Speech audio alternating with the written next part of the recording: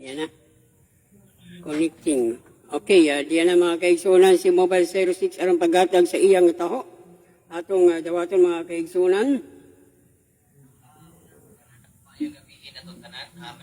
Ako, Mobile 01. Go ahead, Mobile 06, loud and clear. Okay, karong adlaw no, gikan kita nag-process sa maong mga requirements sa mga gipaluab sa TISDA ug sa dihang ang atong kauban sa TISDA mo ay nag-ingon nga adunay ginabuhat or mga activity nga nahitabo sa maong lungsod sa Hilongos diha sa gym no. Og mga pasado alas 12 kita ngaming adto og pag-adto na to sa maong venue sa nga gikuanan og akap mao ang ayuda para sa kapos ang kita program daghan nag mga tao dito mga pasado alas 12 no ang maong programa no ang akap mao ang ayuda para sa kapos ang kita programa nga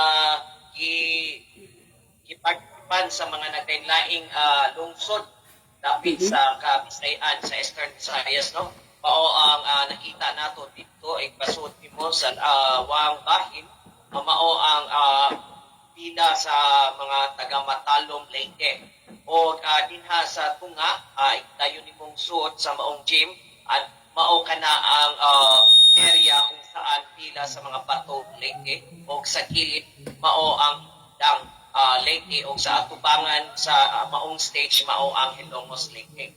So ang maong akap mao ni ang para sa mga kadtong membro sa Parish Council no like le minister, katikista ug uban pa nga mga membro sa simbahan kini sila itagaan kini og maong sa maong programa nga akap ayuda para sa kapus ang kita programa kay kini ang mga naghatag og serbisyo sa katawhan nga wala kini mga sweldo no so mao nang itagaan sa gobyerno o gamayng ayuda financial og mao kini mao kana atong nakita ang atong informasyon nakuha ni sa atong kauban no or atong artist scholar nga usab pud siya ka membro sa Parish Council sa Barangay Campina si Ma'am Tonet Delbar.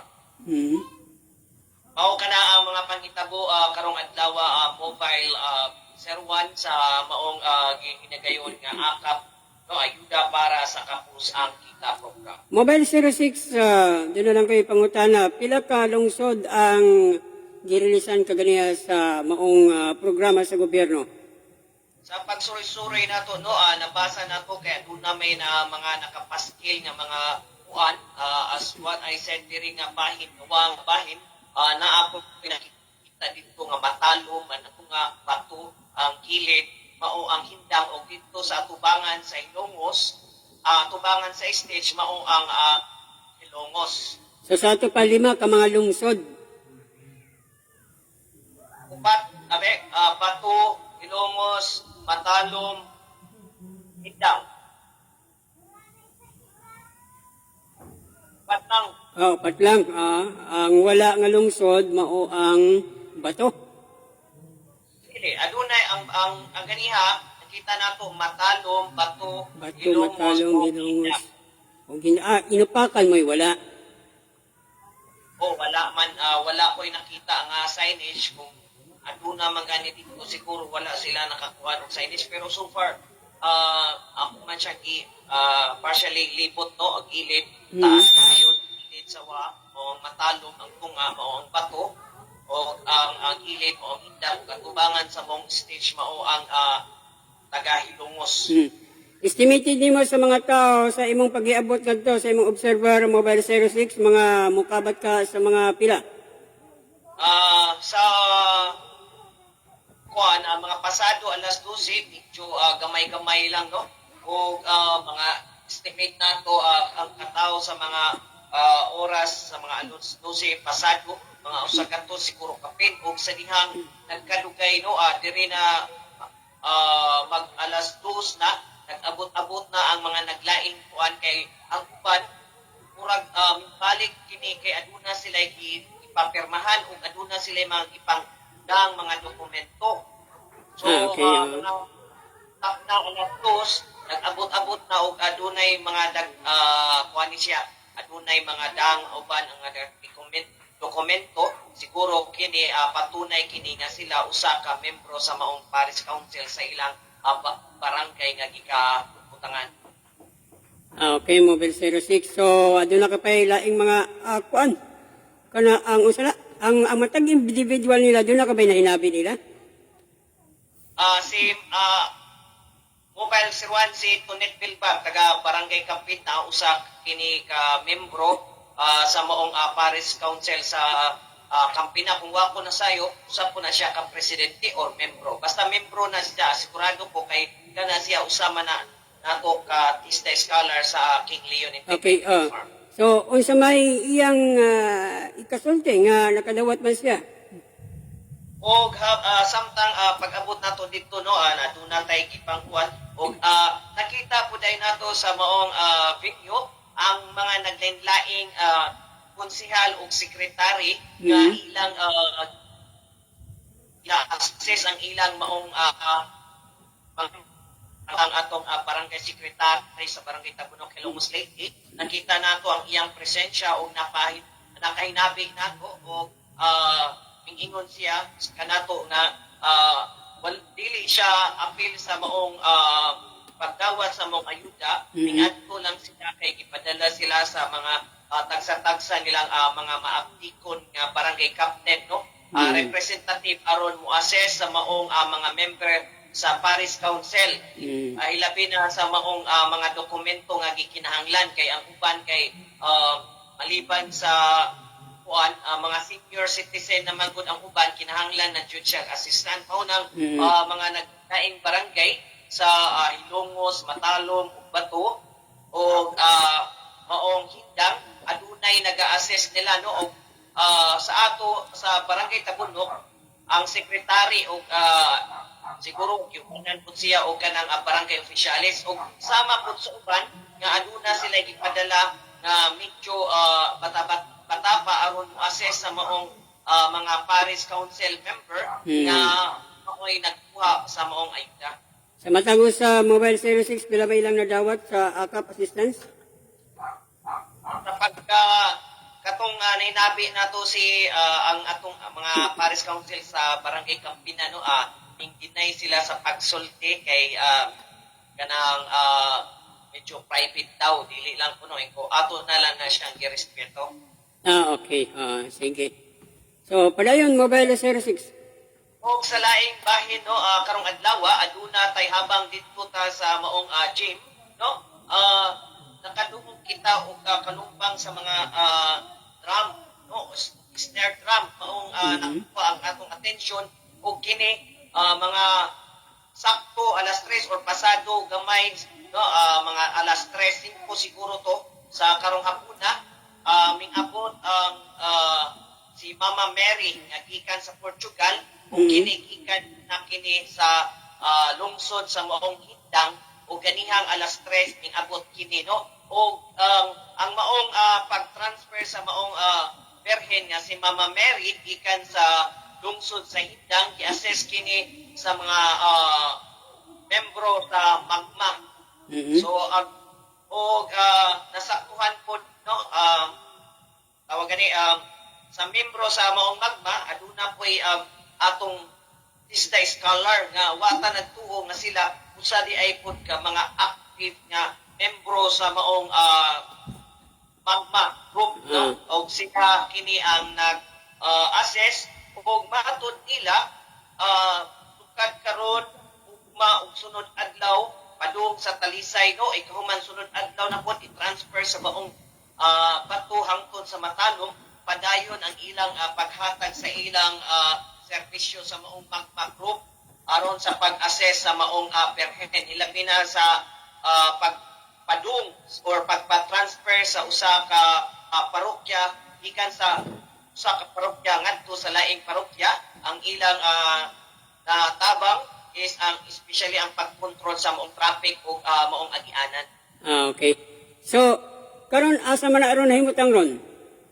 sa karon at naa kana sila siya magstay no, overnight na siya magstay sa maong lungsod sa Ilongos diya sa traffic sa Ilongos nato no. O ugma i-transfer na pud na base sa atong sa ka-senior na membro sa mong simbahan. Ingon siya nga kuno i-transfer na pud kuno na siya sa barangay Kalisay, sakop gyapon sa lungsod sa Hilongos ugma sa udto.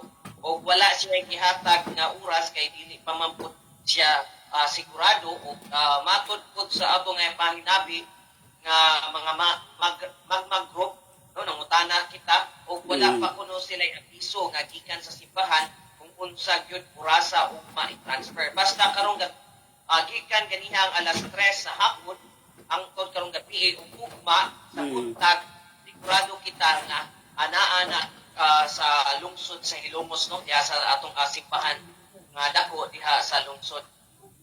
Okay, yung Mobile 06. O kanang atong mga pahitabo karong adlaw mobile Sir Juan o so far kung aduna ka pay mga putana o ako wala na ako'y ma-report nga laing mga activity kay tuha na atong kuan wala tay laing na spotted pasin sunod adlaw aduna na pud kitay laing o atong suya no ugma pohon kuan na to og coverage ang maong pag-transfer sa maong Berhen nga si Mama Mary kan sa Hilong lungsod sa Hilongos transfer sa Talisay. So ato sang kontakon ang maong atong business scholar nga kuan pro sa usa ka magta atong putanpon kung unsa gyud ang gipakanaog gikan sa simbahan sa Hilongos kung unsa sila orasa mag-asset sa maong pag-transfer sa mong Berhen nga si Mama Mary. Okay, Mobile 06, ugmang adlaw in kaso makalugar ka, pwede ba nimo ma-cover ang katong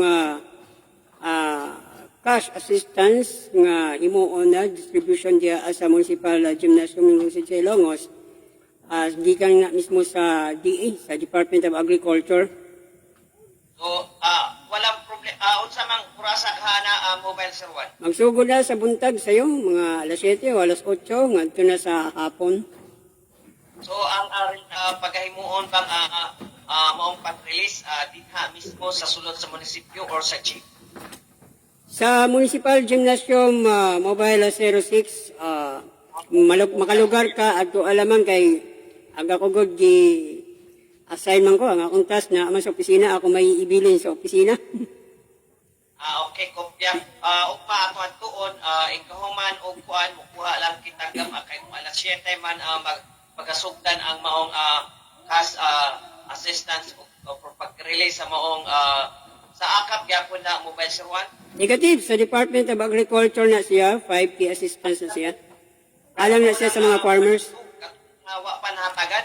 Katilang wa pa mahatagan sa mga rice farmers na siya nga, cash assistance. Okay, kopya atong atuon na ugma o magdala lang kitang ID no. O ano naman tay expected ana karon diri sa barangay Tabunok Ilongos Leyte nagapanawag na og emergency meeting. Ang barangay basin appeal kana siya sa maong pagahimon nga activity. So, kupya, ang atong paan na siya detalye ugma, alas 7 magkaha, o pagkahuman, ato na lang dalikyatan po ang maong pag-transfer sa maong Berhen nga si Mama Mary, gikan sa lungsod sa Ilongos ngadto sa Barangay Kalisay. Kung mahimo Mobile 06, maka-interview ka usa sa mga beneficiary na nila, nakuha ilang og gamayng message kung usay ilang ikasulti o gikalipay ba nila dako pag-ayo ang maong ilang madawat na cash assistance. Although nga dili gud tanan makadawat ana, so kinakayo nga sila natungnan karon, pero ang katong mga dili ko makadawat karon naa pa manay mga batch sa sunod. Okay, kopya. Ato nang pagakuhaan kay dili tama zero ana kay ang atong diri din sa atong gikamutangan sa barangay expected aduna po na mga participants no. So walay problema na. Sige. Okay, okay. Daghang kayong salamat nimo Mobile 06. Okay, daghan kayong salamat mobile 01 kini ang kini si Mobile 06 naghatag og balitang panghitabo karong adlaw dinhi sa lungsod sa Ilongos Leyte. Maayong gabi na tong tanan sa atong mga listeners sa Care Media Observer. Okay, daghang kayong salamat ni Mobile 06. Mao kadto mga kaigsunan ang taho ni Mobile 06 nga nanukad mismo dinhi sa lungsod sa Ilongos diin na iyang gi-cover ang nahitabong pagpanghatag og cash assistance nga nahitabo diya sa Municipal Gymnasium ning lungsod sa Ilongos mga kaigsunan.